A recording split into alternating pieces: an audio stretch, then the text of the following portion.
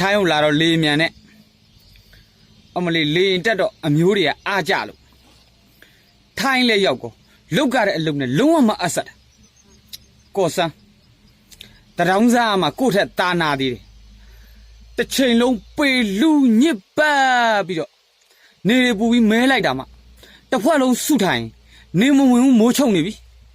မှောင်ကြသွားတာပဲမဲချက်လုတ်ကတော့ပကံမှာဖျားဖူးရတယ်လို့ပဲဘယ်ဖျားတကိုးကြီးမှမသိအကုန်ဆရာလေးကြီးပဲတွေ့တဲ့ကောင်ကခေါ်ခိုင်းတာလက်ကုံလို့ပတ်စံထုတ်မယ်ဆိုရင်တော့စင်လီခွေးမြော်ဘယ်ရက်မှမသိဘူးထိုင်းစားတက်တော့မိမကိုပြောခဲ့တာမိမထိုင်းရောက်ရင်တော့မိမကိုရွှေတွေစင်ပေးမယ်ပေါ့ဒီပုံစံအတိုင်းဆိုရင်တော့အိမ်ကမိမလဲကောက်ရုံပုံပြန်ချီထားရတော့မယ်